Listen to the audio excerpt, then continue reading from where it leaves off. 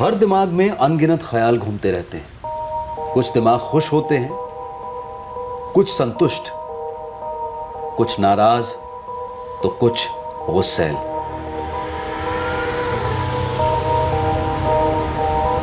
क्या किसी का चेहरा पढ़कर उसके दिमाग का हाल पता लगाया जा सकता है?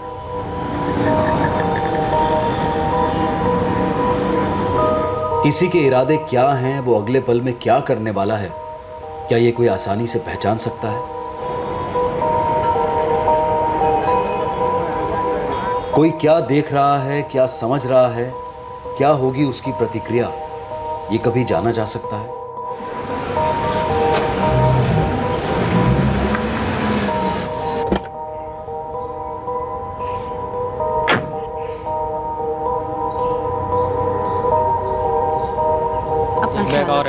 और बिना भूले मुझे रोज फोन करना, ओके? अच्छा भाई चलो, अब जल्दी करो वरना ट्रैफिक बढ़ जाएगी, फिर लेट हो जाएंगे हम लोग। ठीक है, आ जाओ आ जाओ। बाय माँ।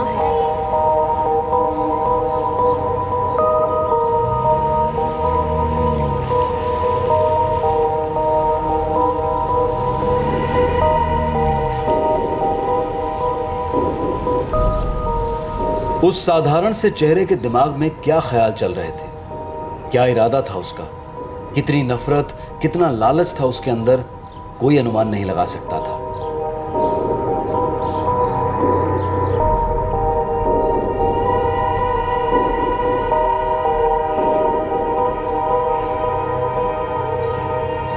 ना ही बिल्डिंग का सिक्योरिटी गार्ड अनुमान लगा पाया जब वो बिल्डिंग के अंदर आए।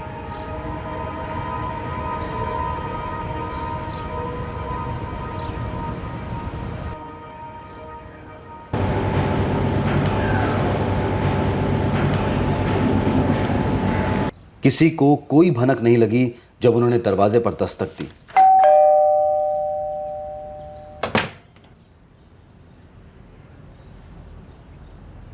दीपा राठी तो बिल्कुल ही अनजान थी।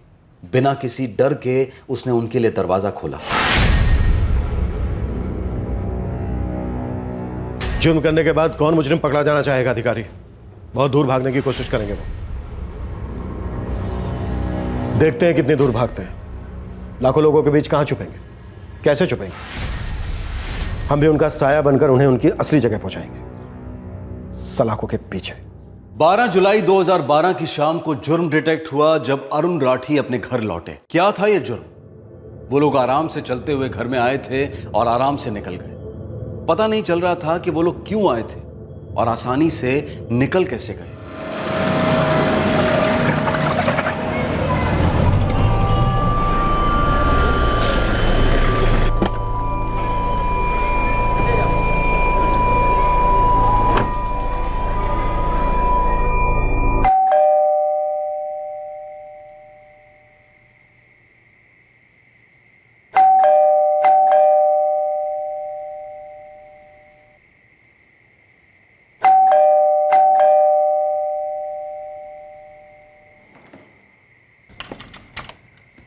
दीपा, पूरा घर अंधेरा किया हुआ।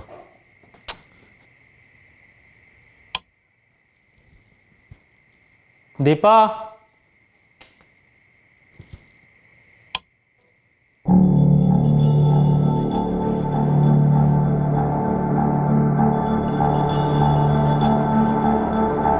दीपा,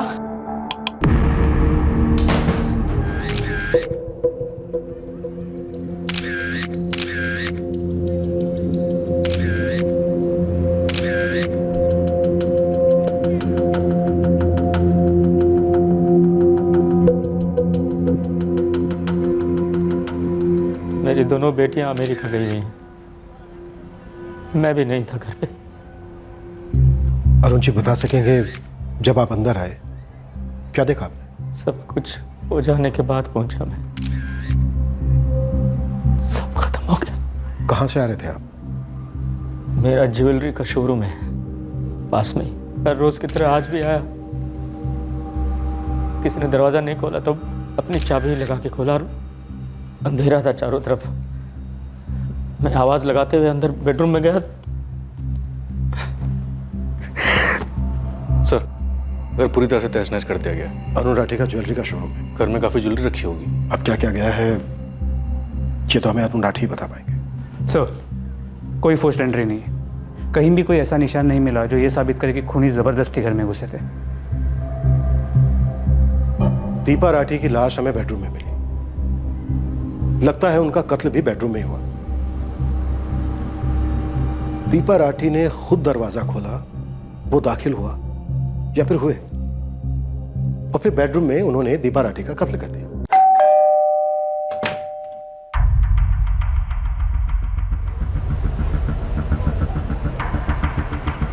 साहब, मेरी ड्यूटी शाम 6 बजे की थी। जब से मैं आया मैंने किसी को भी राठी साहब के घर जाते हुए नहीं देखा। शाम 6 बजे से पहले भी राठी साहब के घर किसी की एंट्री नहीं दिखाई दी। ऐसा क्यों? अगर तुम शाम के 6 बजे ड्यूटी पर आए तो दिन में ड्यूटी किसकी थी? साहब, मेरे से पहले विश्वास पारखी की ड्यूटी थी।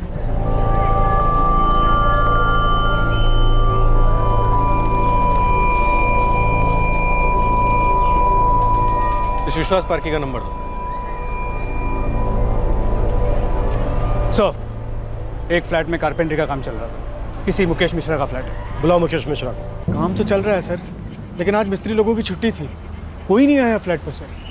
रजिस्टर में की उनकी कल की एंट्री दिखाइए। ये है ना सर, फ्लैट नंबर 401। ये मेरे वर्कर्स की एंट्री है सर। सर, उनके आने का और उनके जाने का दोनों की एंट्री है सर। अरविंद, सुभाष और राम, ये तीनों ही हैं और भी हैं? नहीं सर, बस ये तीन ही है। सर, पुरानी बिल्डिंग है, सीसीटीवी कैमरा नहीं है। सर, ये डे शिफ्ट वाला वॉचमैन विश्वास पार्की, इसके फोन की रिंग जा रही है लेकिन ये उठा नहीं रहा। घर से उठा लो इसे और साथ में तीनों कारपेंटर्स को। सर, घर के दरवाजे पर कोई फोर्स एंट्री के निशान नहीं। मतलब राठी परिवार का कोई जान पहचान वाला ही या फिर थे, या फिर कोई ऐसा जिसका बिल्डिंग में खूब आना जाना था। हाँ बेटा, जो भी पहली फ्लाइट मिले पकड़ के चले आओ। हाँ ठीक है, मेरी चिंता मत करो, मैं अपना ध्यान रख लूंगा। अरुण जी, ऐसा कौन हो सकता है जो आपकी गैर हाजिरी में आपके घर आ सकता है और आपकी पत्नी उसको अंदर आने दे सकती है? देखिए, आपके घर के मेन दरवाजे पर फोर्स्ड एंट्री के कोई निशान नहीं। इसका मतलब यह है वो जो भी था, आपकी पत्नी उसे जानती थी। उन्होंने दरवाजा खोला और उसे अंदर आने दिया।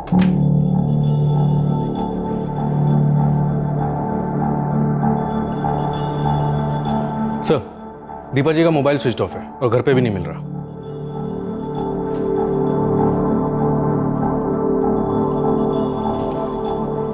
कुछ समझ में नहीं आ रहा है मुझे,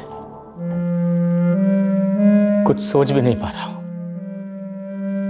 मुझे विश्वास ही नहीं हो रहा है कि मेरी बीवी दीपा अब नहीं रही।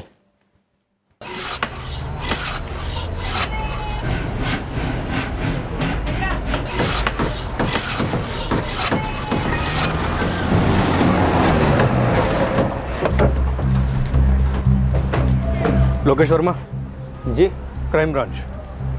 जी सर, क्या हुआ? तुम्हारे मिस्त्री अरविंद, सुभाष और राम कहाँ हैं? सर, ये तीनों सुबह से यही काम कर रहे हैं, पूरा दिन यहीं पर थे। हमें मुकेश जी के लिए कुर्सियां और बेड बनाना है।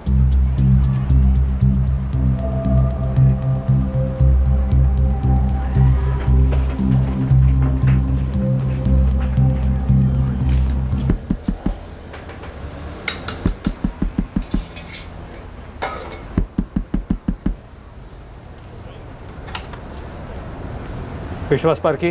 हाँ, मैं ही हूँ। Crime branch. फोन क्यों नहीं उठा रहे बे?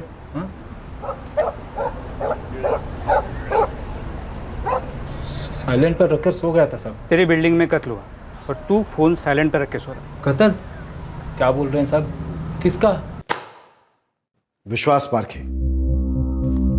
अरुण राठी के फ्लैट में कोई गया और उस आदमी की एंट्री तेरे रजिस्टर में नहीं। उसने वहां दीपा राठी का कत्ल किया, उनका घर लूटा, और वो आदमी तू है। नहीं साहब, मैंने तू नहीं तो तेरा कोई दोस्त होगा जिसको तूने बिल्डिंग में आने दिया, ये कांड करने दिया, फिर तेरी ड्यूटी बदली और प्रकाश आ गया ड्यूटी पर। साहब, मैं बहुत छोटा मामूली आदमी हूँ, ईमानदारी से अपनी ड्यूटी करके पेट पालता हूँ, फिर मैं क्यों खून करूँगा? खून तो हुआ है पार्की, घर भी लूटा गया है। तूने नहीं किया, तेरे किसी दोस्त ने नहीं किया, तो फिर वो आदमी कौन था जिसको तूने रजिस्टर में बिना एंट्री किए राठी के एक फ्लैट में जाने दिया? हाँ साहब, वो रुपेश तोमर आया था दोपहर के 2:30 बजे के आसपास।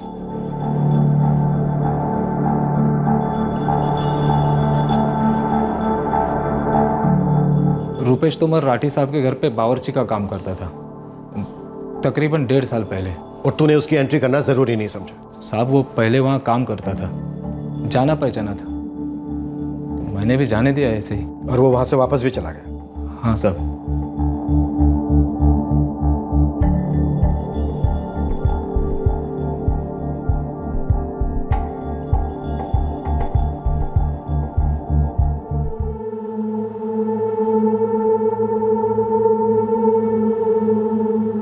पारखे, कहीं ऐसा तो नहीं है कि तू हमें कोई मनगढ़ंत कहानी सुना रहा है? गरीब हूँ, पागल नहीं हूँ जो आपसे झूठ बोलूँगा, वो भी खून के केस में।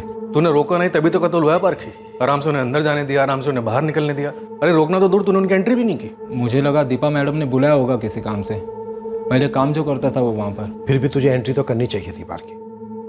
अगर तूने एंट्री नहीं की तो कम से कम एक बार दीपा जी को बता तो देता, उनसे पूछ तो लेता।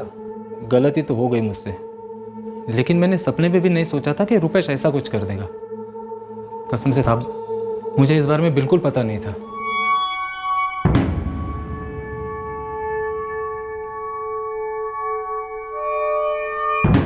अगर विश्वास पारखी ने बावर्ची रुपेश तोमर और उसके दोस्तों की रजिस्टर में एंट्री भी करवाई होती तो क्या उनके इरादे किसी के भी दिमाग में रजिस्टर होते? जब दीपा राठी ने दरवाजा खोला तब वो भी रुपेश के इरादे समझ नहीं पाई। हम ये नहीं कह रहे कि जुर्म रोका जा सकता था, पर अगर सोचा जाए तो क्या उन लोगों को राठी परिवार के फ्लैट में जाने से रोका जा सकता था? क्या ऐसा हो सकता था कि उनके लिए दरवाजा ही ना खोला जाता? क्या अतीत की दस्तक सुनी जानी चाहिए थी? वो अतीत जो समय की धुंध में इतना ओझल हो गया था कि पीड़ित का पति अरुण राठी ये समझ ही नहीं पा रहा था कि उस घर का एक पुराना बावर्ची घर में क्यों लौटा। लेकिन उसे तो हमने 1.5 साल पहले निकाल दिया था नौकरी से, फिर वो लौटा क्यों? और अगर लौट के आया भी तो दीपा ने अंदर क्यों आने दिया? इस सवाल का जवाब तो आप ही दे सकते हैं अरुण जी।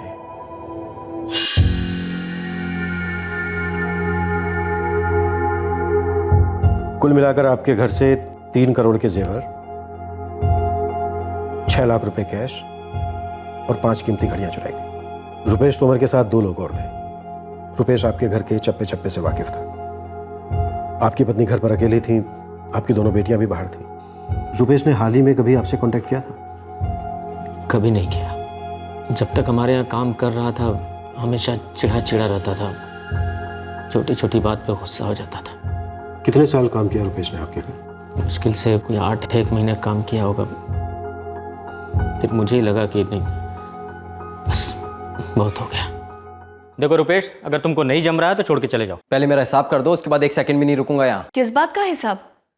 तुमने कितनी बार हमसे पैसे एडवांस लिए हैं? वो पैसे हमने कभी वापस मांगे? तुम अपने आप से हिसाब करके बताओगे? एडवांस की बात ही ना करो आप। क्यों ना करे? एडवांस पैसा नहीं होता क्या? हफ्ते में 2 दिन पार्टी, हर दूसरे दिन मेहमान, इतने लोगों का खाना बनाया, उसके कभी पैसे मांगे मैंने आपसे? महीने में कितनी बार जब हम घर पे नहीं होते तुम्हें किसी का खाना नहीं बनाना पड़ता, तब हमने तुम्हारे पैसे काटे क्या? मैडम जी ये कोई बात नहीं हुई, महीने का पूरा पगार लेकर ही जाऊंगा। ए रुपेश, बहुत हो गया तुम्हारा। हाँ, अभी कभी निकलो यहाँ से, नहीं तो सिक्योरिटी बुलाना पड़ेगा। चल जाओ जाओ। बदला? लेकिन 1.5 साल बाद कोई बदला लेने क्यों आएगा इंस्पेक्टर साहब? वो भी इस तरह? दीपा को मार के क्या मिला उसे? क्यों किया उसने ऐसा? रुपेश का कॉन्टैक्ट नंबर है आपके पास? दीपा ही फोन करती थी उससे। मैं चेक करता हूँ, शायद मेरे पास हो। नहीं है। और दीपा जी का फोन गायब है। ये आया कहां से था आपके पास? मेरा एक दोस्त है हरीश, उसी ने भेजा था।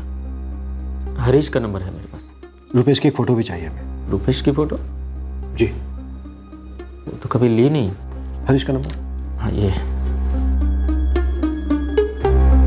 और अब शुरू हो गई इन 3 युवकों की खोज। जो कि सस्पेक्टेड किलर्स थे। एक था रुपेश तोमर, जो 1.5 साल पहले राठी फैमिली की नौकरी से निकाला गया था, और साथ में थे उसके 2 साथीदार जिनके बारे में अभी कोई जानकारी नहीं थी। हर खेल की एक टाइम लिमिट होती है, कुछ नियम होते हैं, लेकिन इस केस में पुलिस और कातिलों के बीच चला ये चूहे बिल्ली का खेल मानो खत्म होने का नाम ही नहीं ले रहा था। हाँ जी, मैंने ही अरुण को रुपेश तोमर का नंबर दिया था। क्या? अरुण ने मुझसे कहा था कि उसे एक अच्छे कुक की तलाश थी। आप करते क्या हैं ऋषि? मैं स्टॉक मार्केट में ब्रोकर हूँ। रुपेश का नंबर आपके पास कहाँ से आया? मेरे घर पर एक मोंटू चौहान नाम का कुक काम किया करता था, जो 2009 में काम छोड़कर चला गया था। फिर एक दिन अचानक मोंटू मुझे हमारी सोसाइटी में मिल गया। अरे मोंटू, इधर आ। अरे नमस्ते साहब। नमस्ते। तो अभी भी यही है? इस बिल्डिंग से तो अपना नाता जुड़ा है। फिलहाल मेहता साहब के यहाँ काम करता हूँ। अच्छा, मेरे एक दोस्त को भी महाराज की जरूरत है, तू उधर जाएगा? नहीं साहब, मैं मेहता साहब की नौकरी नहीं छोड़ सकता, लेकिन मेरा एक दोस्त है रुपेश, वो बहुत अच्छा खाना बनाता है और फिलहाल नौकरी भी ढूंढ रहा है सर। मेरा दोस्त विक्रोली में रहता है, वो उधर जाएगा क्या? हम लोग राजस्थान का गाँव छोड़कर यहाँ काम करने के लिए आए हैं। अब यहाँ आकर क्या विक्रोली और क्या अंधेरी, एक ही तो बात है। मुझे उसका नंबर देना। 1 मिनट। ये रुपेश तोमर का नंबर, ये अभी ऑन होगा कि नहीं ये मुझे नहीं पता। मोंटू चौहान का नंबर भी दीजिएगा, क्योंकि अगर ये रुपेश का नंबर है भी तो इस वक्त बंद होगा। ये मोंटू चौहान का नंबर।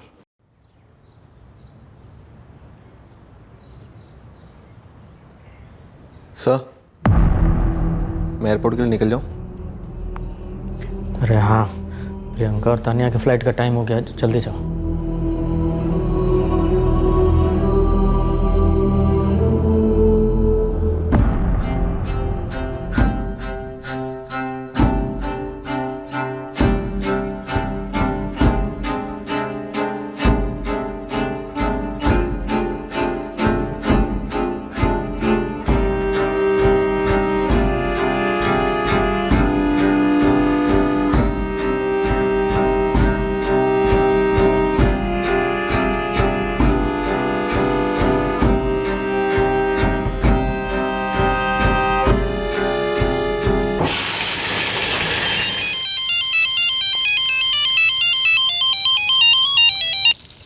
हेलो, मोंटू चौहान। आप कौन? पुलिस। रुपेश तोमर को जानते हो? जानता हूँ, मतलब दोस्ती नहीं है, जानता था कभी। हम उसे ढूंढ रहे हैं और इस बारे में हमें तुमसे बात करनी है।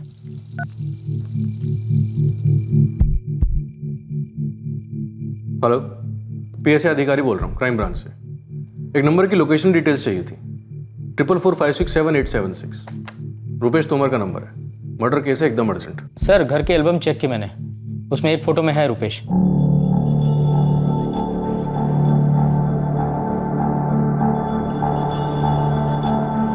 रुपेश तोमर के फ़ोन रिकॉर्ड्स को स्कैन किया, 2 नंबर्स के साथ तो लगातार टच में रहा है। मर्डर और लूट के टाइम पे रुपेश के साथ 2 लोग थे। जिन 2 लोगों के साथ वो लगातार टच में था वो ललित सिंह और पंकज सोलंकी। सर, दोनों के नंबर बंद आ रहे हैं, और ये ललित सिंह और पंकज सोलंकी दोनों के नंबर राजस्थान के, जैसे इस रुपेश तोमर का नंबर है। स्विच ऑफ होने से पहले तक की तीनों की लोकेशन टैप करते हैं। मैं इस रुपेश तोमर से ऐसे ही टकरा गया था। अच्छा, ऐसे ही? कहाँ टकरा गया था ऐसे ही? राजस्थान के धौलपुर जिले के सरनपुर गांव का रहने वाला है ये रुपेश। मेरा गांव भी उसी के बगल में पड़ता है। वो यहाँ काम ढूंढ रहा था।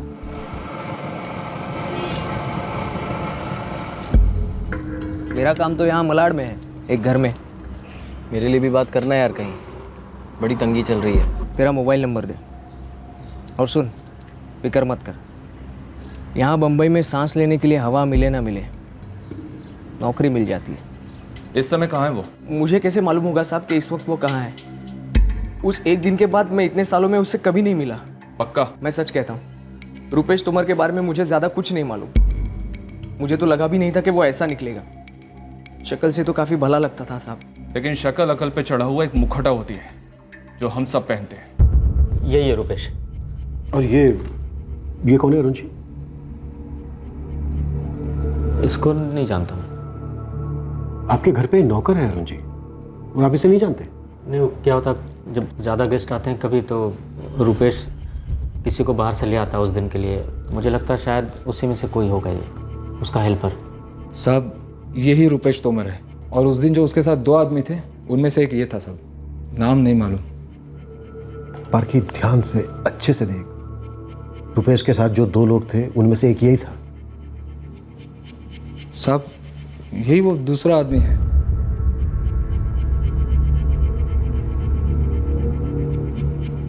और तीसरा कौन था? नहीं मालूम साहब। जिन 2 नंबर्स के साथ रुपेश टच में रहा है वो नंबर्स किसी ललित सिंह और पंकज सोलंकी के। हमारे 3 सस्पेक्ट्स हैं। ये रुपेश तोमर जिसे हम जानते हैं, और ये जिसे हम शक्ल से पहचानते हैं। ये ललित या पंकज हो सकता है, और वो जो दूसरा नंबर है वो हमारे तीसरे सस्पेक्ट का हो सकता है। और ये जो है ये भी अरुण राठी के घर से अच्छी तरह से वाकिफ था। ये बात अलग है कि अरुण राठी नहीं जानते कि ये कौन है। सर ये है रुपेश तोमर, ललित सिंह और पंकज सोलंकी के फ़ोन रिकॉर्ड्स। सर इन तीनों के फ़ोन 12 जुलाई को दोपहर 4 बजे स्विच ऑफ हुए थे और 12 जुलाई दोपहर को ही क्राइम भी हुआ था सर। फोन स्विच ऑफ होने से पहले की लोकेशन क्या है? विक्रोली सर, जहां मिस्टर राठी रहते हैं। सर तीनों के एड्रेसेस राजस्थान के। मंटू चौहान ने बताया था कि ये रुपेश राजस्थान के धौलपुर जिले का रहने वाला है। गांव का नाम सहारनपुर है। सर बाकी दोनों के एड्रेसेस भी सेम है, जिला धौलपुर, गांव सहारनपुर। सर ये ललित और पंकज के फोटोग्राफ्स हमें उनके सिम कार्ड फॉर्म से मिल जाएंगे।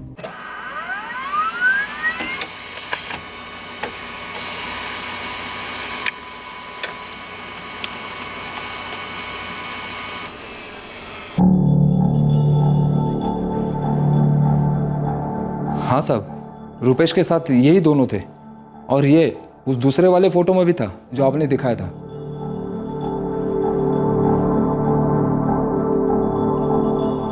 रुपेश तोमर, ललित सिंह, पंकज सोलंकी, इन तीनों ने ही आपकी मिसेस दीपा जी का कत्ल किया है और आपका घर लूटा।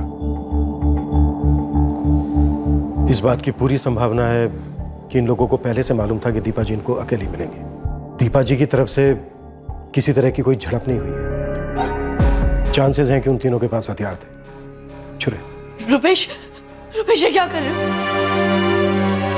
एक बात समझ में नहीं आ रही है, दीपा ने दरवाजा खोला ही क्यों? दीपा जी को उनके इरादों के बारे में मालूम नहीं होगा, फिर भी दीपा जी को उनको घर के अंदर नहीं लेना चाहिए था। लेकिन 1.5 साल बाद क्यों लौटा? पैसों की खुशबू सालों तक रहती है अरुण जी। उन 8 महीनों में जब वो आपके यहाँ काम कर रहा था, उसने सब कुछ देखा होगा। क्या कहाँ पर रहता है, क्या आता है, क्या जाता है, कैश, जेवर, कीमती चीजें। तो आपका मतलब है उनकी प्लानिंग तब से चल रही थी? पॉसिबिलिटी तो है। जब हम उन तीनों को धर लेंगे तो पूरी तस्वीर सामने आ जाएगी। क्या हुआ, कैसे हुआ, उनके इरादे, उनकी प्लानिंग, लूट के साथ उन्होंने क्या किया।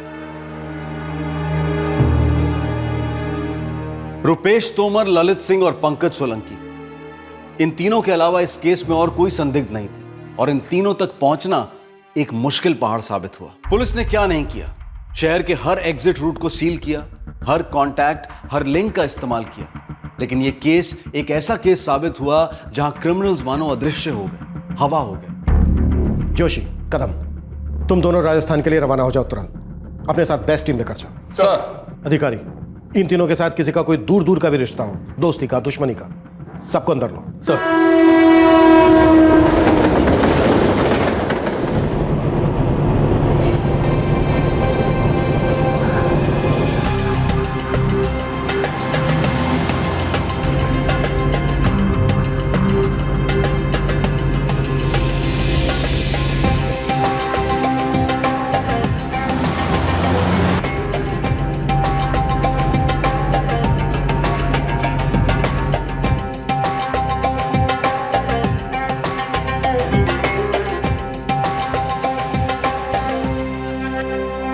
रंजीत पटेल?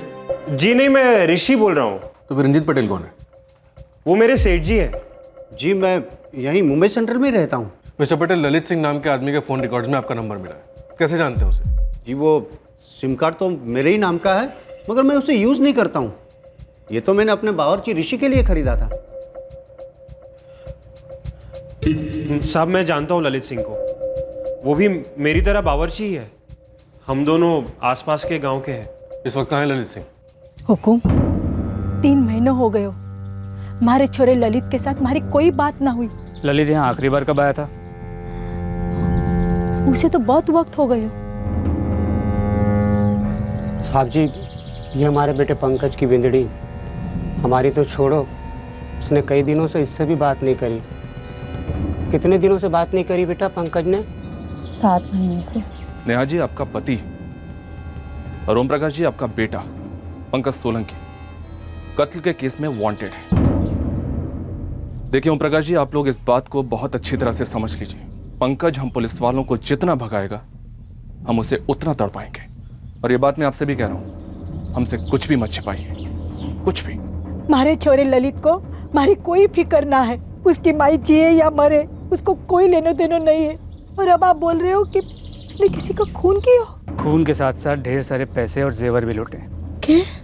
तो अगर वो आपको कहीं मिलता है या उससे बात होती है हमें ज़रूर बताइए, उसी में सबकी भलाई होगी। साहब ललित को जानता हूं, मगर ये पंकज और रुपेश कौन है पता नहीं साहब। ललित है कहाँ इस वक्त? पता नहीं साहब, फोन पे ही बात होती है। क्यों, मिलते नहीं थे? महीनों से नहीं मिले साहब। हम दोनों आसपास के ही गांव के हैं, मुंबई साथ में ही आए थे 1.5 साल पहले। ट्रेन में हम दोनों एक ही डिब्बे में थे, सो थोड़ी बहुत जान पहचान हो गई। कोई खास दोस्ती नहीं है साहब। ललित काम कहाँ करता है? थाने में किसी आशीष गुप्ता के यहाँ काम करता है, मेरी तरह खाना बनाता है वहाँ पे। इस आशीष गुप्ता के घर का पता है तुम्हारे पास? नहीं साहब, पता तो नहीं मालूम, मगर मैं आपको ले जा सकता हूँ। मैं एक बार ललित से मिलने गया था वहाँ पे। हुकुम, रुपेश 4 महीने पहले आया था, जब उसकी बिन्नी शिल्पा की तबीयत खराब थी। शिल्पा जी, आपके पति रुपेश ने मुंबई में एक अकेली औरत को जान से मार दिया और फिर उसका घर लूट लिया अपने 2 दोस्तों के साथ। मारे से तो उन्होंने 4 महीने से बात तक नहीं की है फोन पे। हुकुम, मोरो रुपेश ऐसा नहीं है। लेकिन जिस औरत का उसने खून किया पहले वो वही काम किया करता था, फिर तनख्वाह को लेकर वहाँ मालिकों से झगड़ा हुआ और उसे काम से निकाल दिया गया। ये करीब 1.5 साल पहले की बात है। उसके बाद वो कहाँ काम कर रहा था? मारे को कुछ नहीं पता हुकुम। 1.5 साल में 3-4 बार गांव आया। अब उसकी बिन्नी पेट से, इसलिए 4 महीने पहले चेहरा दिखाया। उसे देखे बिना ही हमने उसका असली चेहरा देख लिया है, काफ़ी भयंकर। तो उस चेहरे को छुपाने की कोशिश ना करें। वैसे भी जिंदगी मुश्किल में है, उसे और बदतर ना करें।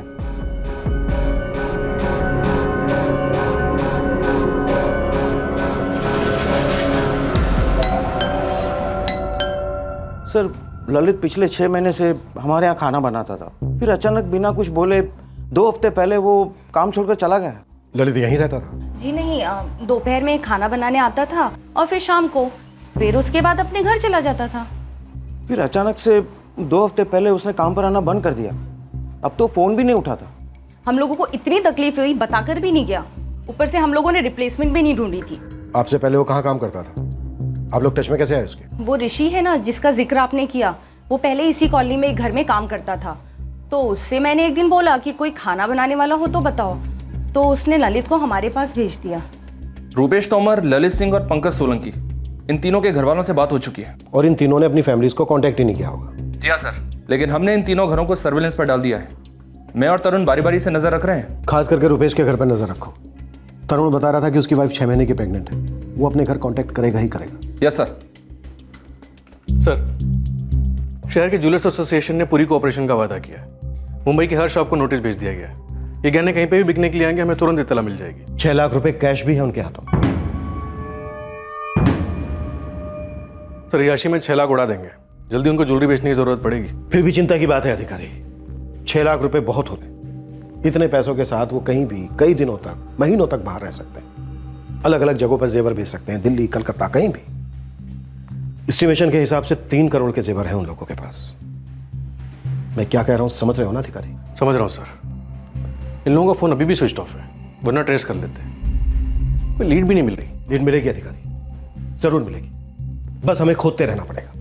अपने सारे खबरी नेटवर्क को स्पेशल ड्यूटी पर लगा दो। सारी कुक सप्लाइंग एजेंसी को कांटेक्ट करो। बेशक उन्होंने अपने मोबाइल फोन स्विच ऑफ किए, लेकिन हमें 24 घंटे ऑन रहना है। अब हमारा बस एक ही मकसद है, दीपा राठी के कातिलों को उनकी सही जगह पर पहुंचाना।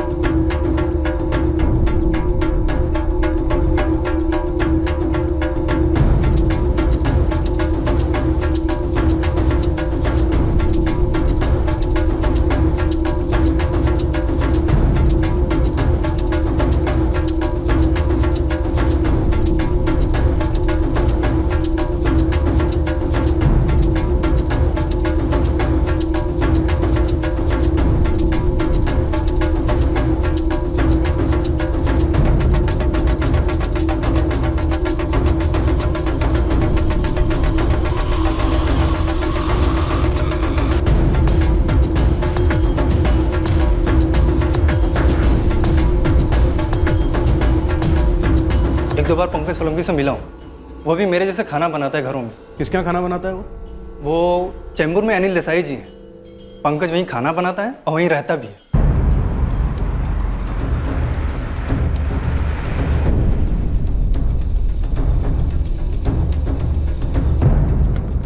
सर 2 हफ्ते पहले पंकज अपना सामान लेकर यहाँ से गुल हो गया। मैंने उसे बहुत सारे फ़ोन किए मगर मेरे एक भी फ़ोन का उसने जवाब नहीं दिया। पंकज को आपने किसके कहने पर रखा था? सी विंग में सिन्हा साहब रहते हैं, उसके वहाँ पे कुक काम करता है गौरव, उसके थ्रू मैं पंकज को मिला।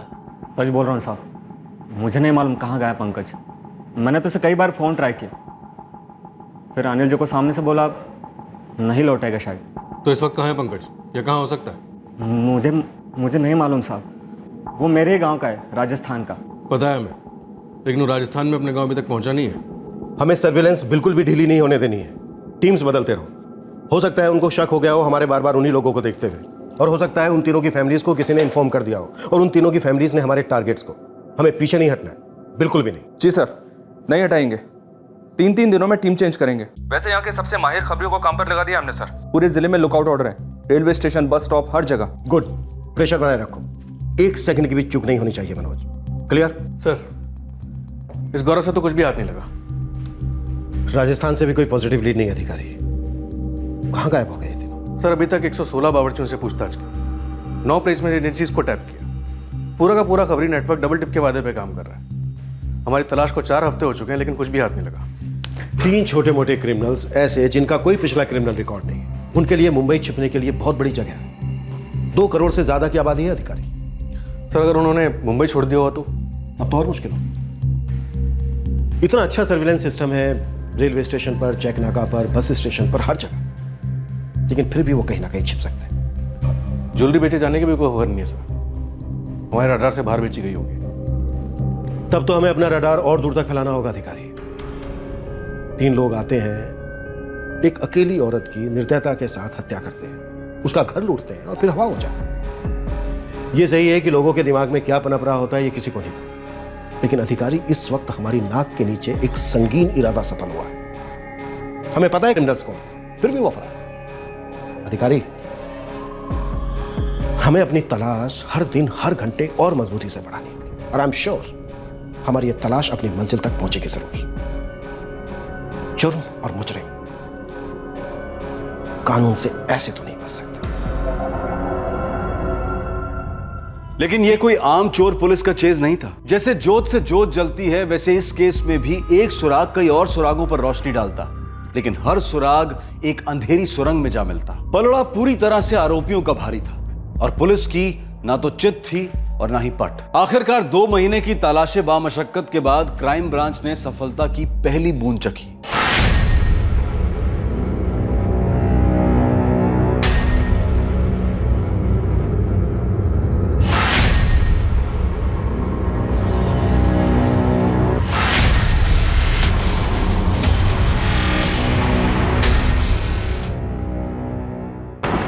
सर रुपेश तोमर का सिम एक्टिवेट हो गया। लोकेशन क्या है? इंदौर मध्य प्रदेश, लेकिन हैंडसेट दूसरा है। हैंडसेट का IMEI नंबर ट्रैक करो तुरंत। इंदौर पुलिस को इन्फॉर्म करो, कहो कि इंस्ट्रूमेंट की लोकेशन मिलते ही हर मुमकिन जगह छापे मारो। सर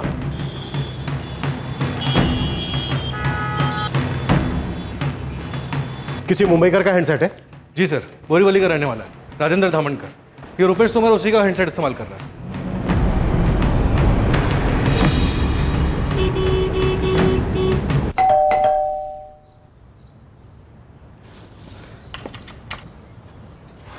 जी राजेंद्र धामनकर हो, काय झालं?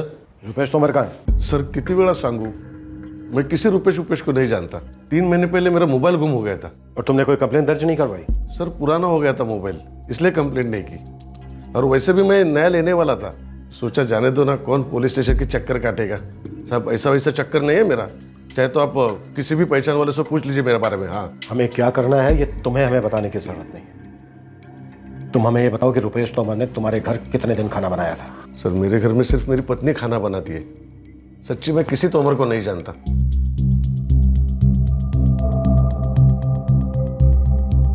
रुपेश तोमर का सिम एक्टिवेट होने के बाद जो लोकेशन डिटेल्स हमारे पास आई थी, उस लोकेशन को पूरी तरह से स्कैन किया गया है, वो भी 2 बार, लेकिन वो हमारे हाथ नहीं आया। और रुपेश का फोन अब फिर से स्विच ऑफ है। अधिकारी हम पूरी तरह से सतर्क हैं। हमने स्टेशन, लॉजेस, हर जगह पे वॉच रखी हुई है। विनय आदमी किसी भी कीमत पे इंदौर नहीं छोड़ना चाहिए। हो सकता है वो 2 आरोपी भी इसी के साथ हो। हम पूरी तरह से तैयार हैं, बस एक बार वो बिल से बाहर निकलें तो सही।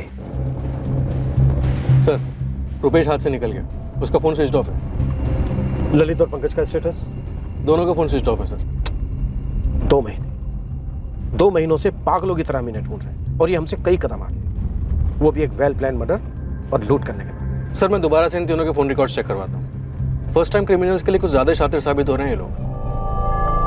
सर, हम तीनों के घरों पर लगातार नजर रखे हुए हैं, पर तीनों में से कोई भी गांव नहीं लौटा है और ना ही उन्होंने अपने घर वालों को फ़ोन किया है। हम लगातार उनके कॉल्स भी मॉनिटर कर रहे हैं। रूपेश की पत्नी नेहा आजकल में कभी भी डिलीवर कर सकती है, लेकिन रूपेश की अभी तक कोई खबर नहीं है। सर, ऐसा लगता नहीं कि ये लोग इतनी जल्दी गांव अपने घर लौटेंगे या अपने घर वालों से कांटेक्ट करेंगे। मनोज, राजस्थान पुलिस से रिक्वेस्ट करो कि उनकी टीम सर्विलेंस का काम टेक ओवर करे। तुम और जोशी यहाँ जाओ, मुझे तुम दोनों की यहाँ जरूरत है। Yes sir. वो तीनों सोच रहे हैं कि वक्त बीतते ही उनके जुर्म का दाग भी मिट जाएगा, लेकिन हम उनकी तलाश कभी छोड़ेंगे नहीं। सर, 3 महीने से आप लोग काम कर रहे हैं इस केस पर, अभी तक एक भी पॉजिटिव न्यूज़ नहीं मिला है। मेरी वाइफ के कातिल पकड़े जाएंगे या नहीं? जरूर पकड़े जाएंगे अरुण जी, भरोसा रखिए हम पर। लेकिन एक बात समझ में नहीं आ रही है मेरी, अगर उन लोगों को लूट पार्टी करनी थी तो पूरा घर लूट के ले जाते, मेरे वाइफ को क्यों मार दिया? ये हमारा सबसे पहला सवाल होगा उनसे जब वो पकड़े जाएंगे। हमें चाहे जो करना पड़े हम वो करेंगे, लेकिन रुपेश, ललित और पंकज अब ज्यादा दिन हमसे भाग नहीं पाएंगे।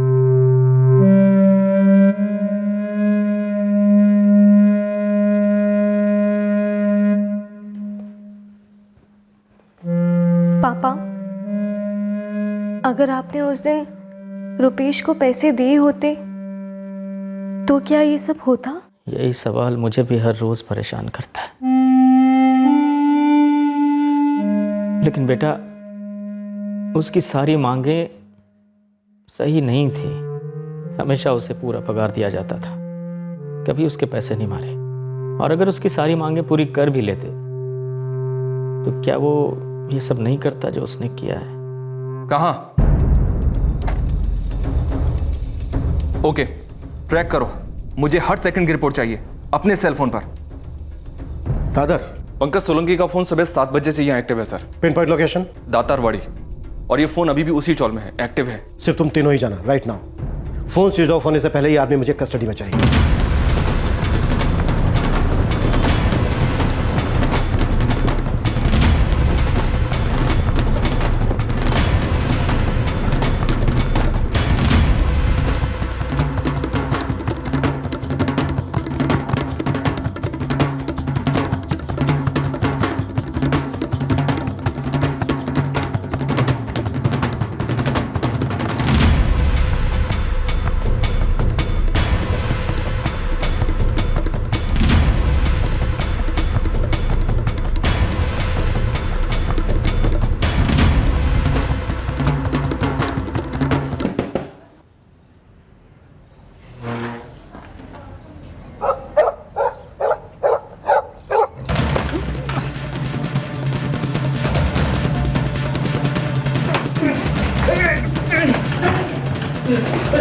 दीपा राठी के कत्ल और जेवरों की लूट के लगभग 3 महीने बाद आखिरकार 3 क्रिमिनल्स में से एक पंकज सोलंकी पकड़ा गया। क्या पंकज अपने दोनों साथीदारों को भी पकड़वाएगा? क्या उसे पता था कि रुपेश तोमर और ललित सिंह कहां हैं? पंकज, अभी तो हमने तुझे सिर्फ धोया है। तुझे सुखाकर, बारीक बारीक काट कर, नमक मिर्च मिलाकर उबलते हुए तेल में तलना बाकी है। मैं सच कह रहा हूँ साहब, मुझे नहीं मालूम कि ललित और रुपेश कहाँ गए।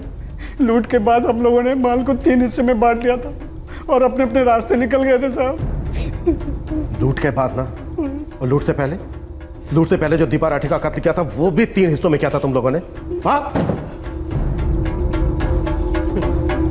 रुपेश को ऐसी भी क्या नफरत थी उस औरत से कि उनका कत्ल कर दिया?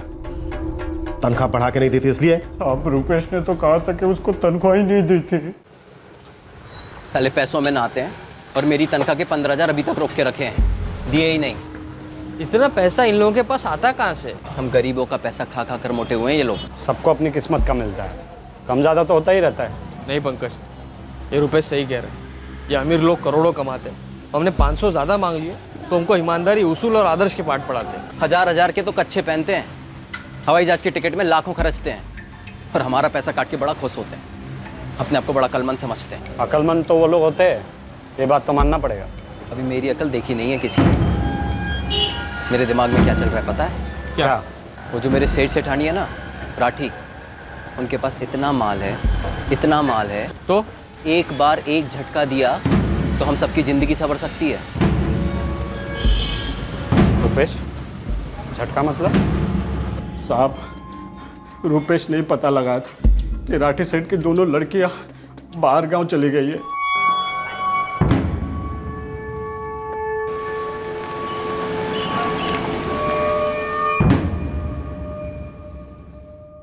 साहब, हम तो सिर्फ उसके साथ गए थे, जैसे उसने कहा वैसे ही किया साहब।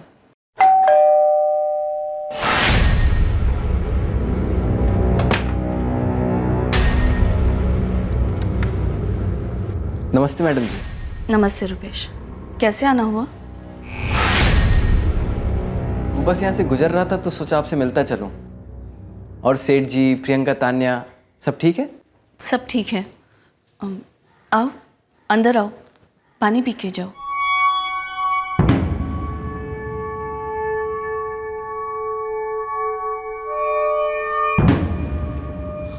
उसके हाथ में मोबाइल है, इससे पहले वो सेठ है किसी और को फोन करे, हमें अपना काम करना है। तुम लोग इसे अंदर लेकर जाओ, जाओ।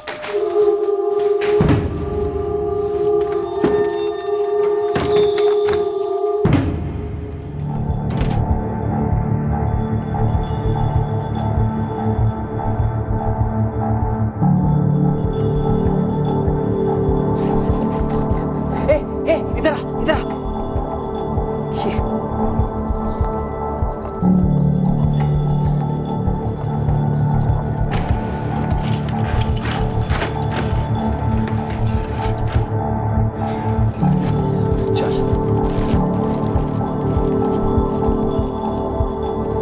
पंकज, ललित, इधर देख कुछ।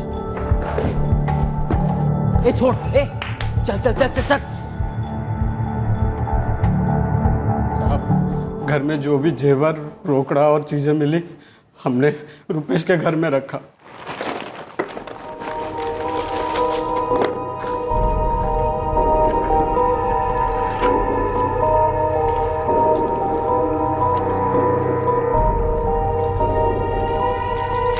ये ले पंकज, ये तेरा हिस्सा। अब तू अपने रास्ते और मैं और ललित अपने रास्ते। मैं कहाँ जाऊँगा? तुम लोग कहाँ जाओगे? हम लोग एक दूसरे को भी नहीं बताएंगे हम कहाँ जा रहे हैं। बस इतना याद रखो, अपना फ़ोन बंद रखना और अब कई दिनों तक अपने घर पे फ़ोन मत करना। अब जा, ऐश कर।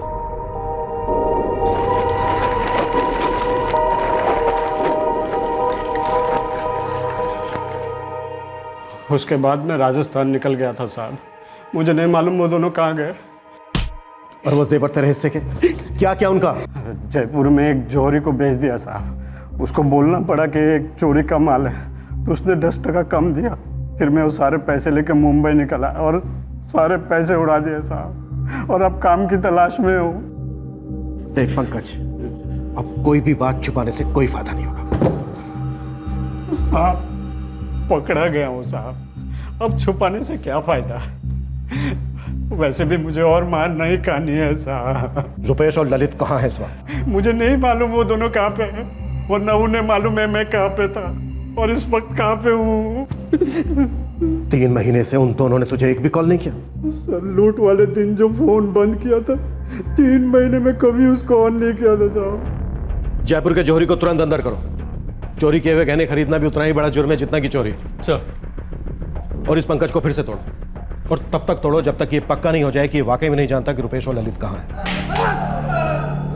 पंकज सोलंकी की कड़ी पूछताछ हुई, पर वो अपनी बात पर अड़ा रहा कि उसे मालूम नहीं है कि रुपेश और ललित कहाँ मिलेंगे।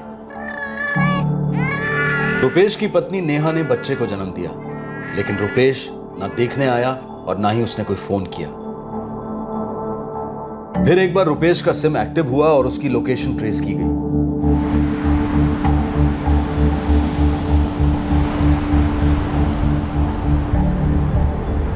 और इस बार भी इंस्ट्रूमेंट किसी मुंबई का ही था।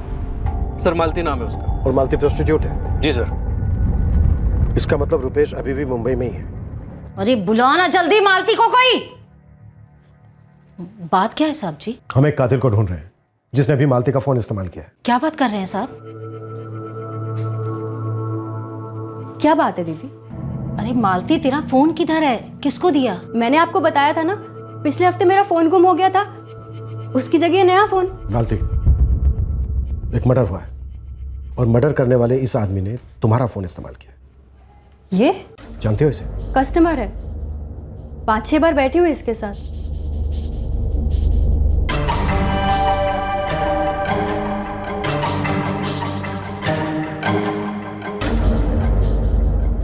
अब समझ में आया साहब, लास्ट टाइम जब मैं इसके साथ बैठी थी तभी से मेरा फोन गायब है। साले हलकट ने मेरा फोन चोरी कर लिया। पिछले हफ्ते वो आया था यहाँ? हाँ साहब, तभी तो उसने फोन गुल किया होगा। आपके यहाँ जो आदमी आया था वो एक खूनी है। हमारे यहाँ तो क्रिमिनल आए या बाबू, हम तो सिर्फ एडवांस रोकड़ा लेते हैं, जन्म पत्री नहीं लेते। अगली बार वो इधर आएगा ना सर, तो 2 फटके उसको मैं लगाऊंगी और अपना फोन छीन लूंगी। अगर वो वापस यहाँ आता है तुरंत हमें बताना, वो वांटेड है। सर, रुपेश का लोकेशन अभी भी मुंबई है। अपने सारे नेटवर्क एक्टिव कर दो अधिकारी, इस बार ये बचना नहीं चाहिए। सर एक और बात, ये रुपेश बार बार एक ही नंबर पे बात कर रहा है। नंबर ट्रैक करो और नंबर के मालिक को उठा लो अभी के अभी। सर रिंकी माथुर। रुपेश तोमर को कैसे जानती हो? सर हम फोन पर बातें करते थे, कभी मिले नहीं। 4 दिन में 23 कॉल, 38 SMS एक्सचेंज हुए हैं तुम दोनों के बीच, और तुम हमसे कह रही हो कि तुम उससे कभी मिली नहीं हो। सर आप बताइए ना, बात क्या है? पहले तुम बताओ, कैसे जानती हो रुपेश तोमर को? मैं उसे जानती नहीं और कभी मिले भी नहीं, बस हम फोन फ्रेंड्स हैं। Phone friends? सॉरी आपको तकलीफ दी। इट्स ओके, कोई बात नहीं। वैसे आपकी आवाज़ सुनकर काफ़ी अच्छा लगा। नमस्ते।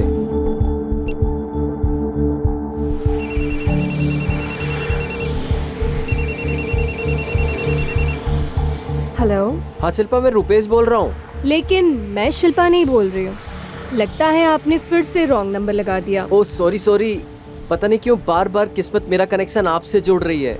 लगता है आपकी शिल्पा ने ना आपको रॉन्ग नंबर दे दिया है। हाँ लेकिन ये गलत कनेक्शन इस बार बड़ा सही लग रहा है। आपसे बात हो जाती है, दिन अच्छा जाता है। ऐसा क्यों? पता नहीं, कुछ तो है। शायद आपकी आवाज़ में जादू है। Thank you. वैसे आप मुंबई में रहती हैं? जी हाँ। आप जरूर फिल्म स्टार होंगी। कुछ भी, मैं एक कॉलेज स्टूडेंट हूँ। और आप? मैं भी कॉलेज स्टूडेंट हूँ। बस सर, ऐसी दोस्ती हुई और हम बात करने लगे। पर सर आप बताइए ना, what is the matter? Matter बहुत सीरियस है रिंकी माथुर। तुम हमें सच बता रही हो या फिर तुम्हारे पेरेंट्स को यहाँ बुलाया जाए? आई स्वेयर सर, मुझे उस रुपेश के बारे में कुछ नहीं पता। मैं तो बस टीपी कर रही थी। Time pass. ये जो आदमी है ना रुपेश तोमर, ये कोई टीपी वाला आदमी नहीं, बल्कि एक खूनी है। व्हाट? यस, ये कोई स्टूडेंट नहीं है। एक बावर्ची था घर में, उस घर की मालकिन का इसने कत्ल किया, घर को लूटा और वांटेड है।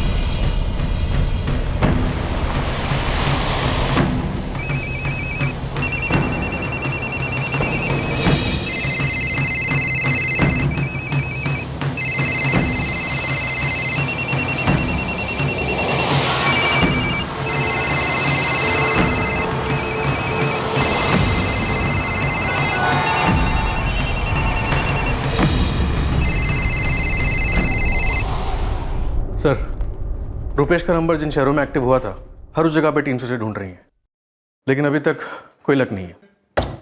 अधिकारी ये हो क्या रहा है? 4 महीने हो गए हैं केस में। 3 क्रिमिनल्स में से सिर्फ एक हमारी कस्टडी में, बाकी 2 आजाद घूम रहे हैं। और टीम का कैप्टन तो ऑल इंडिया टूर कर रहा है, रैंडम लड़कियों के साथ फोन रोमांस कर रहा है, अलग अलग जगहों से फोन इंस्ट्रूमेंट चुरा रहा है, उन इंस्ट्रूमेंट में अपना सिम कार्ड डालकर उसे एक्टिव कर रहा है। हमने सारे इंस्ट्रूमेंट उसका सिम कार्ड सर्विलेंस में डाले हुए हैं, फिर भी कुछ नहीं कर पा रहे हैं। वो ऐसा गेम खेल रहा है हमारे साथ जिसमें वो तो माहिर होता जा रहा है, लेकिन हम गोल गोल घूम रहे हैं।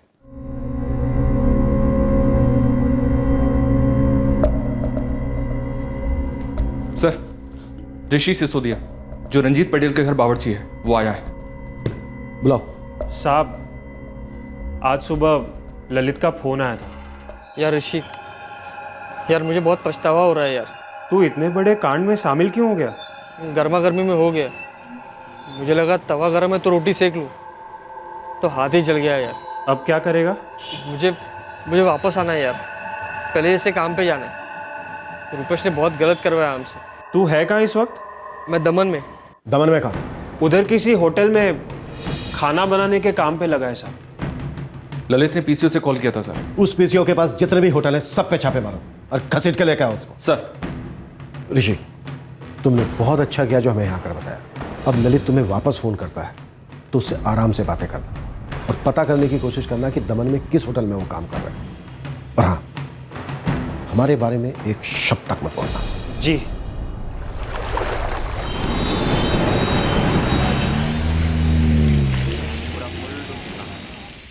आदमी तो यही है, लेकिन इसने अपना नाम कीर्ति बताया। झूठ बोला है इसने आपसे। वैसे है कहाँ ये आदमी? अंदर है, काम कर रहा है।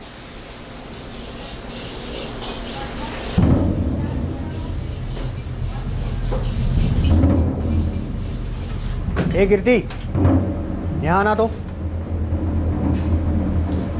ये लोग तुमसे मिलने आए हैं।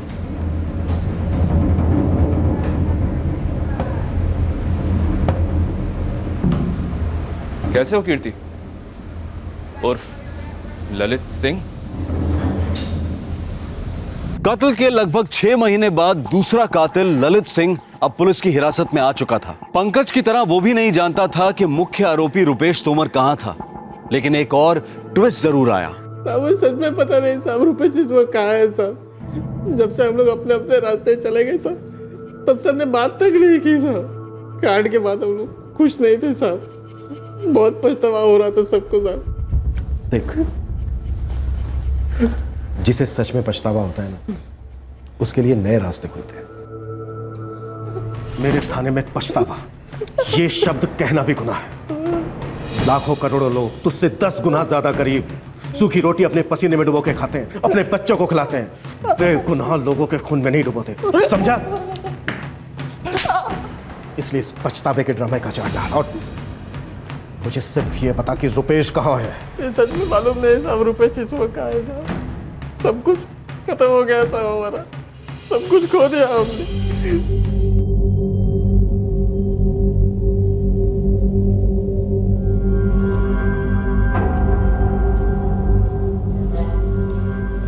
कुछ दिन पर यहीं रहना पड़ेगा।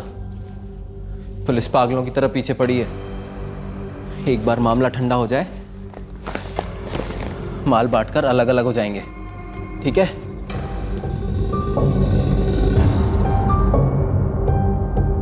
राठी मैडम का कत्ल करने और उसके घर को लूटने के बाद हम भाईंदर में एक टूटी फूटी इमारत में एक हफ्ता भर रहे, जहाँ कोई नहीं आता था, कुत्ता भी नहीं। फिर एक दिन सोचा लूट आधा आधा करके अलग अलग रास्ते चले जाते हैं, पर पता चला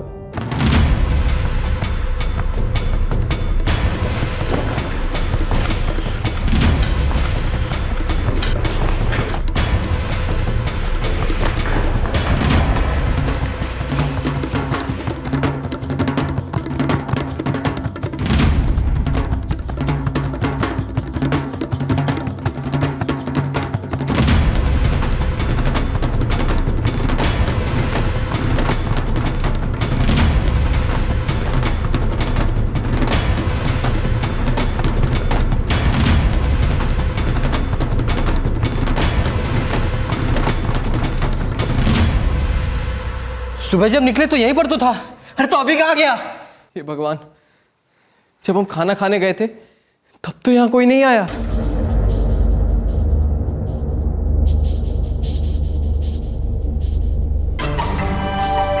रुपेश, हम लोगों ने गलत किया, शायद यही हमारी सजा है। ऊपर वाले ने भी तय किया इन दोनों को लूट का मजा नहीं मिलेगा। अब क्या करें?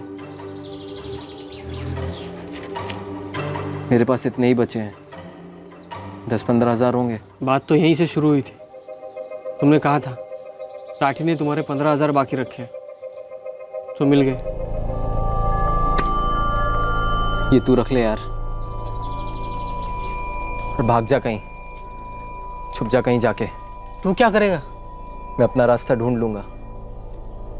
तूने सच्ची बात बोली है, शायद मेरे भाग में यही लिखा था। सो मिल गया। उस दिन से हम अपने अपने रास्ते चले गए साहब।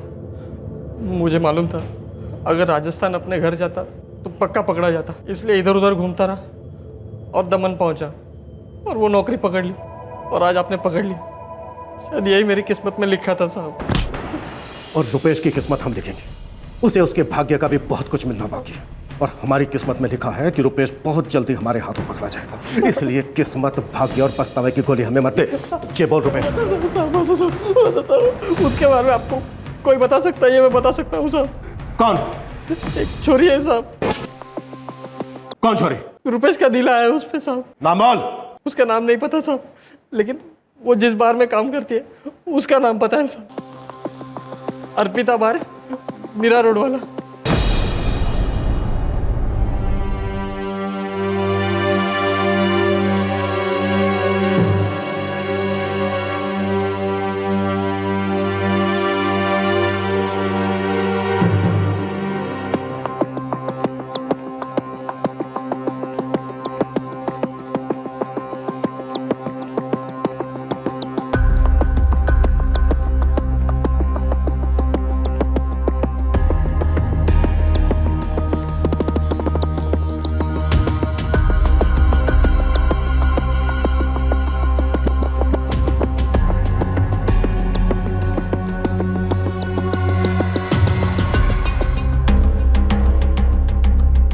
हाँ यही रुपेश है साहब, हमारे बारे में आता है, रेगुलर है।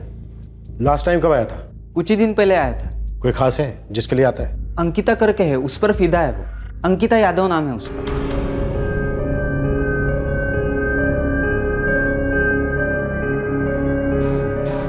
इनमें से अंकिता कौन है? ये साहब ये।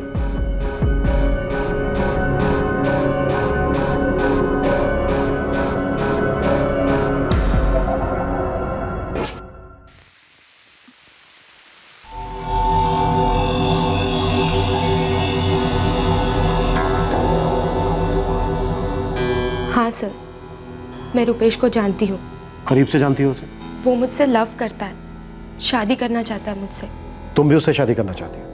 हाँ सर। अंकिता, तुम एक ऐसे आदमी से शादी करना चाहती हो जिसने अपनी मालकिन का कत्ल किया है, उसके घर को लूटा। देखो, दो रास्ते हैं तुम्हारे पास। एक, रुपेश को पकड़वाने में हमारी मदद करो, और दूसरा है कि रुपेश के साथ जेल जाने के लिए तैयार हो जाओ। बोलो, क्या चाहती हो?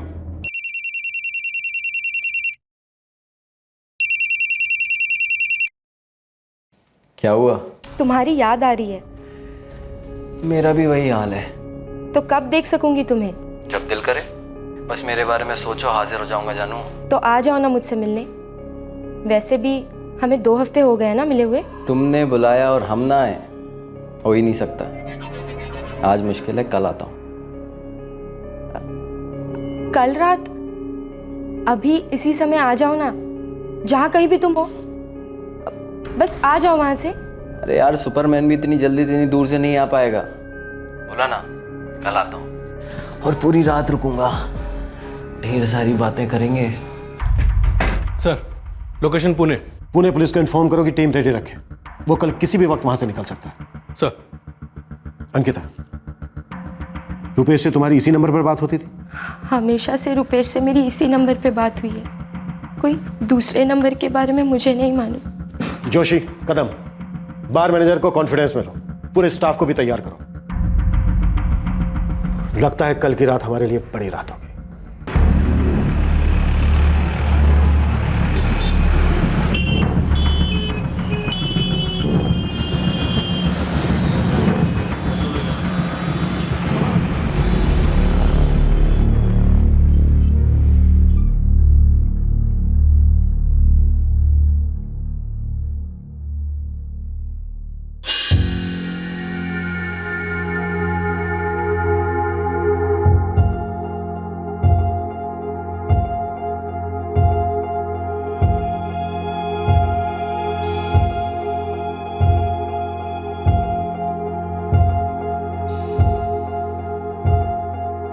ये किचन के अलावा बाहर जाने का कोई और रास्ता है? नहीं सर। ठीक है।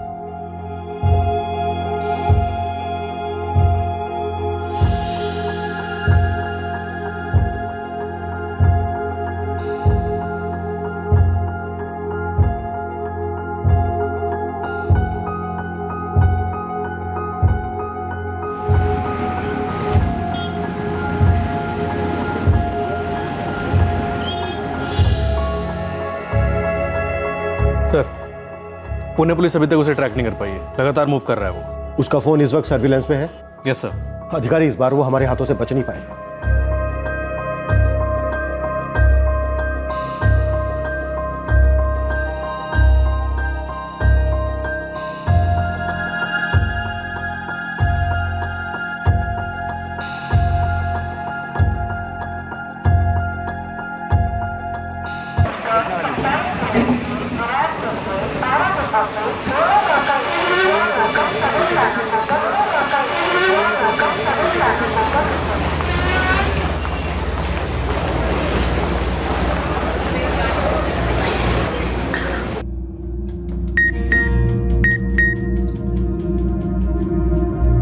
सर, उसकी सेल फोन मूवमेंट ट्रैक हुई है, इस वक्त मेरा रोड स्टेशन पर है। मुकुल को अलर्ट करो, उससे कहो जैसे ही रुपेश अंदर एंटर करता है हमें इशारा करें। सर।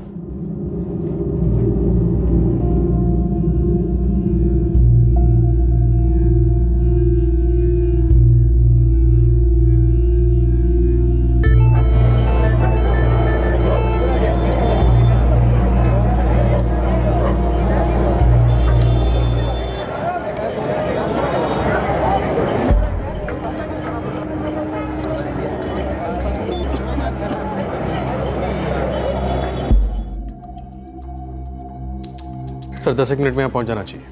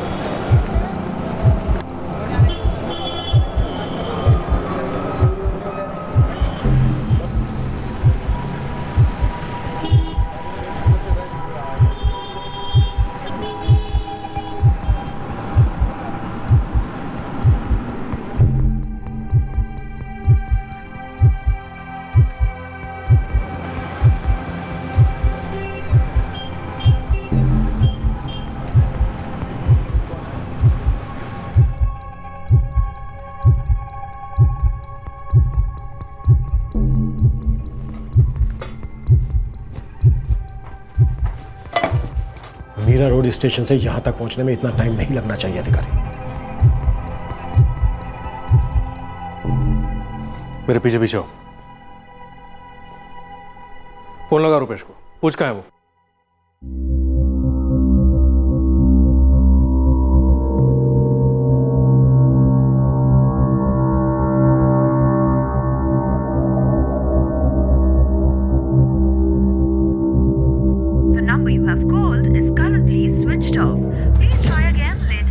ऐसा कैसे हो सकता है? सर उसका नंबर सर्विलेंस पे था, पूरी टीम ट्रैक कर रही थी। मीरा रोड स्टेशन से निकल के वो यहाँ के रास्ते पर था। हाँ तो फिर उसने रास्ता कैसे बदल दिया?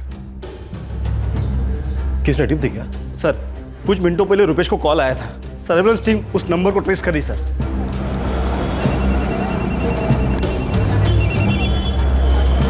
हेलो सर, रुपेश को किसी ने सब कुछ बता दिया। कौन है वो? नहीं सर, अंकिता का नंबर नहीं था, कोई दूसरा नंबर था। जल्दी हमारे पास उसकी डिटेल्स होंगी। अधिकारी, इस बार में काम करने वालों के अलावा और किसे मालूम था कि हमने रुपेश की बिल्डिंग लगाई है?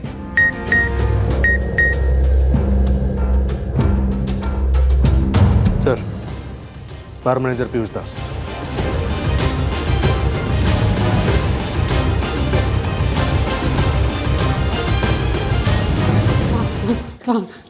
पिछले 5 महीनों से हम उसे ढूंढ रहे थे। वो हमारे हाथों से बस चंद मिनटों की दूरी पर था, लेकिन तूने हमारे सारे किए कराए पर पानी फेर दिया। क्यों? वो हमारा खास कस्टमर था साहब। तुझे अपने धंधे की पड़ी है। वो एक खूनी है, फरार मुजरिम है।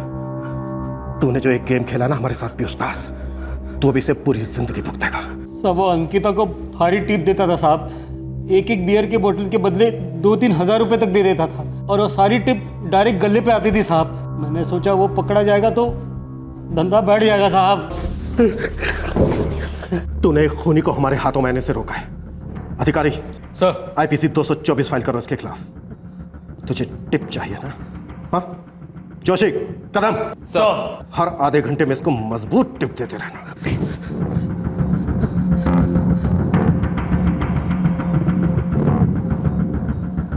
सर फोन अभी भी स्विच ऑफ जा रहा है। अब तो सिम दोबारा स्विच ऑन होने से रहा। हमें अब 24 घंटे नजर रखनी पड़ेगी अंकिता पे सर। सिर्फ अंकिता नहीं, रुपेश से कनेक्टेड अब तक जितनी भी लीड है उन पर 24 घंटे सर्विलेंस, हर कॉल ट्रेस चाहिए मुझे। वो प्रोस्टिट्यूट मालती, फोन फ्रेंड रिंग की, दोनों पर। सर पंकज और ललित को और तोड़ो और तबीयत से तोड़ो, कुछ ना कुछ बगेगा जरूर। ये रुपेश मुझे हर हालत में लॉकअप में चाहिए और इसे तो मैं खुद तोड़ूंगा। एक बात और है सर, वो बार मैनेजर पीयूष, उसे पता था कि रुपेश कातिल है, फिर भी उसने रुपेश को टिप दी। पैसों का लालच बताया तो उसने। हाँ लेकिन वो तो पीयूष का लालच था। एक बेकार कुक के पास इतने पैसे कहां से है सर? ललित का कहना था कि लूटा हुआ सारा कैश, ज्वेलरी और घड़ियां उस बैग में थे जो महेंद्र से चोरी हुआ। तो फिर इस रुपेश के पास इतने पैसे कहां से आए? दीपा राठी का परिवार इस दर्दनाक हादसे का समापन चाहता था। वो तीनों खूनियों को जेल में देखना चाहते थे।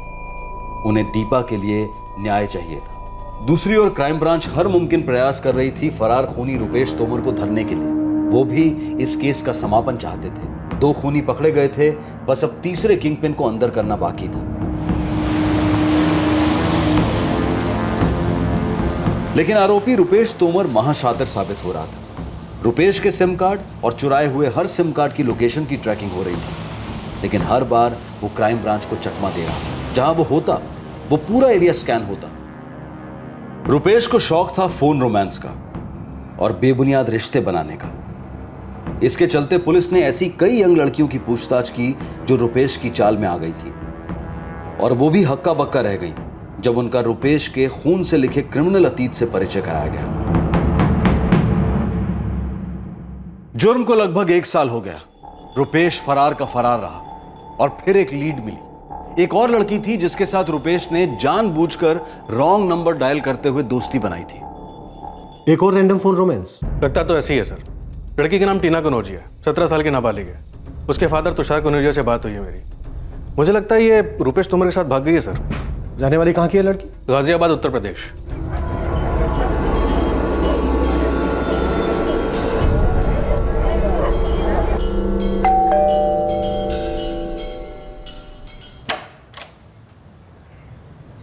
जी, ये टीना कनौजिया का घर है?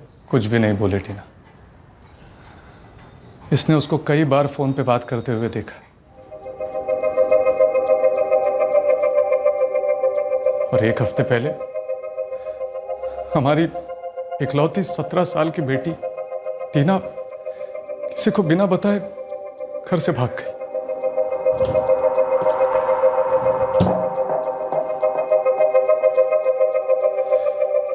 ये चिट्ठी छोड़कर हम पर मेहरबानी करके। मम्मी पापा, मुझे प्यार हुआ है जो आप इस वक्त नहीं समझेंगे, इसलिए मैं घर छोड़कर जा रही हूँ। मेरे लिए परेशान मत होना। जब आप मुझे और मेरे प्यार को कबूल करने के लिए राज़ी होंगे तब हम लौट आएंगे। टीना। आपने कंप्लेन दर्ज नहीं करवाई? कंप्लेन कैसे दर्ज करवाते सर? वो अपनी मर्जी से गई है, और हमको तो ये भी नहीं मालूम कि वो किसके साथ गई है, कहाँ गई है। वो एक क्रिमिनल के साथ गई। उस आदमी को आदत है ऐसे ही किसी के नंबर पर फोन लगाकर फोन रोमांस करने की, और वो इस काम में काफी शातिर भी है।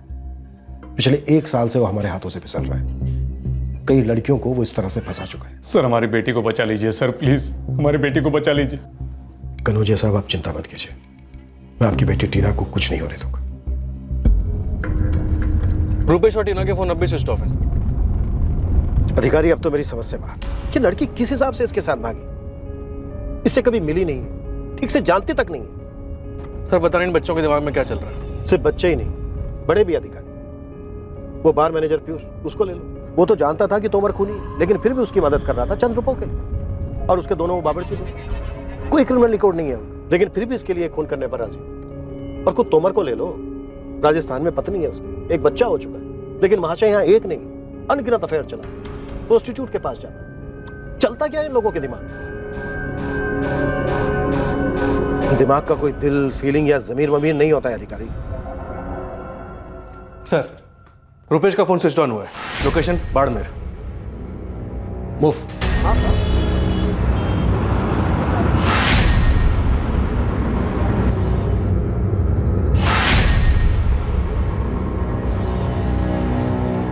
हाँ साहब, इन दोनों को देखा है, इस आदमी को भी और इस छोरी को भी।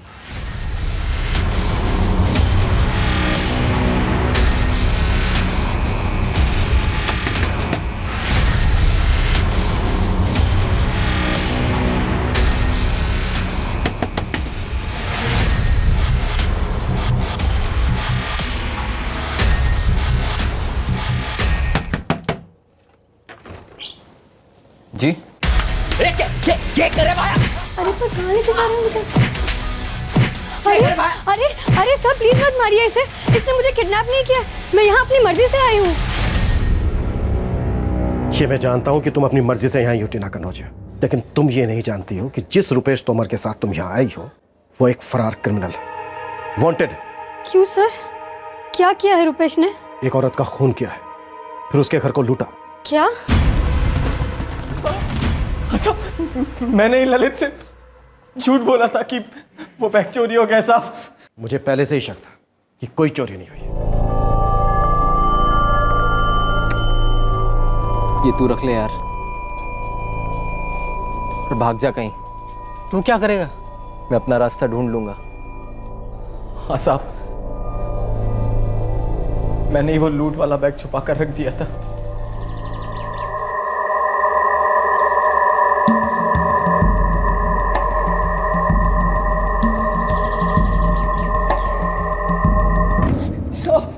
तूने दीपा राठी को क्यों मारा?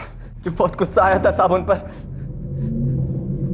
उन्होंने मेरे हक के, मेरे हिस्से के पैसे मुझसे मार लिए थे साहब। अगर उन्होंने तुझे 15,000 की जगह 30,000 भी दिए होते ना, तब भी तू वापस लौटता, उसी तरह उनका कत्ल करता, उनके घर को लूटता, दोस्तों के साथ दगा करता, दर्जनों लड़कियों को फंसाता। इसलिए नाइंसाफी वाले ढोंग ना अपने साथ अब जन्म लेके जाना। सर, टीना की मेडिकल रिपोर्ट आ गई है, फिजिकल रिलेशनशिप रही है रुपेश के साथ। अधिकारी सर, चार्जशीट रेडी करो और उत्तर प्रदेश पुलिस को बोलो कि इसने एक नाबालिग लड़की टीना कन्नौजिया के साथ बलात्कार किया है। शेप चार्जेस फाइल करें। वो सरासर झूठ बोल रहा है इंस्पेक्टर। मेरी वाइफ कभी भी सर्वेंट्स के पैसे नहीं काटती थी, बल्कि उल्टा बिना मांगे एडवांस और बोनस दिया करती थी। पर हाँ, रुपेश कुछ ज़्यादा ही पैसे मांगने लग गया था, इसीलिए मैंने उसे निकाल दिया। और देखिए, 1.5 साल बाद भी जब घर आया और उसने क्या किया, उसी का गला काट दिया। एक्चुअली दीपा को ही दरवाज़ा नहीं खोलना चाहिए था। बिल्कुल सही अरुण जी, दीपा जी को दरवाज़ा नहीं खोलना चाहिए था। पर दीपा जी रुपेश के मन के इरादों को कैसे पहचान पाती? हाँ, ये भी सही है। हम रुपेश तोमर और उसके दोनों साथियों पर चार्जशीट फाइल कर रहे हैं। अब कोर्ट तय करेगा कि उन तीनों को क्या सजा मिलनी चाहिए।